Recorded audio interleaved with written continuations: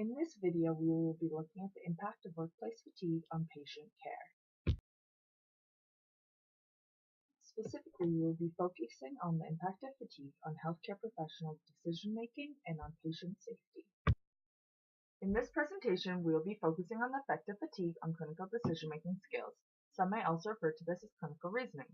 In an article by Bennett and Bennett, they outline a framework for evidence-based occupational therapy. This is shown on the left. At every stage of the occupational therapy process, clinical decisions must be made that take into account both the client, the context of the client and therapy, and the evidence of research. In addition, Koto has outlined a conscious decision-making process. They have 8 steps that are listed on the right-hand side. While this was created to address ethical decision-making, I think that the principles can be generalized to everyday practice. On the surface, decision-making does not seem that difficult. In fact, as noted by Koto, majority of the time, decision-making process is invisible and habitual. However, seen by these two frameworks, there is a tremendous amount of information that must be considered before making a decision. To make a good decision, one must have the cognitive capacity to be able to take all of the previously mentioned information into consideration and integrate it as required. Fatigue affects many cognitive components, including the ones listed. Based on our previous exploration of what decision-making comprises, it is evident that it requires many of these cognitive processes. In this study by Schneider et al., participants completed decision-making tasks in an fMRI.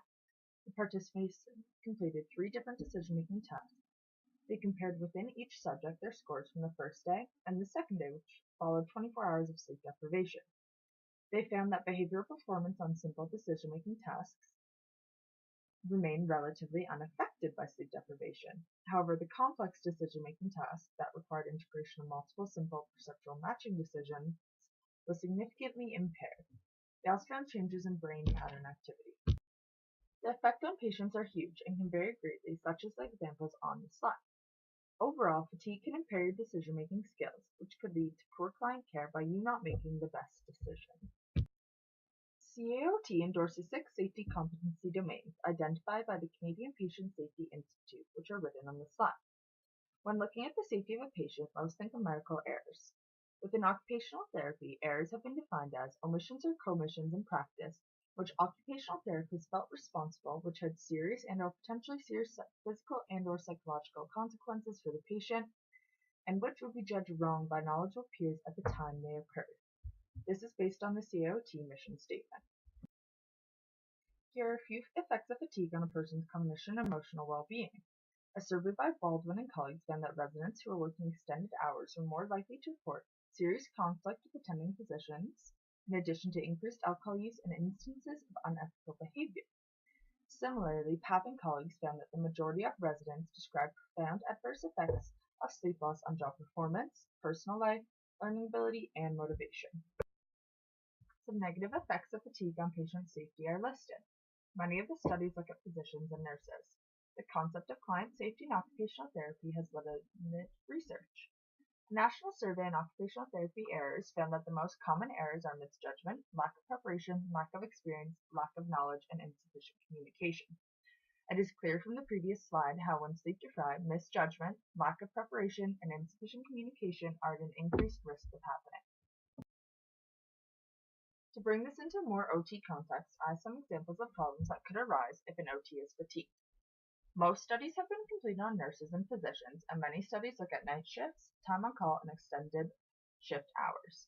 While these situations are unlikely when practicing as an occupational therapist, the concept of chronic sleep restriction is something that could easily happen to OTs. Chronic sleep restriction is defined as 14 days of less than 6 hours of sleep per night.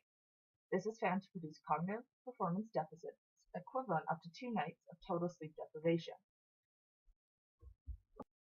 It has been shown that people who are sleep deprived are often unaware of their performance and cognitive deficits.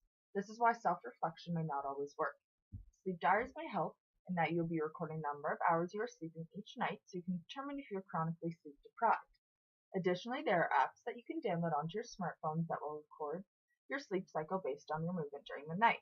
Creating a culture within your work where you look out for other staff and talk to them when you think they are fatigued is beneficial.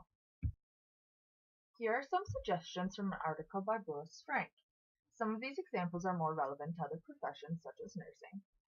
However, OTs can learn from these suggestions too. Furthermore, OTs work within interprofessional teams with nurses and physicians. OTs may be the most educated about sleep deprivation and may need to educate their coworkers and team to create a culture shift and advocate to management.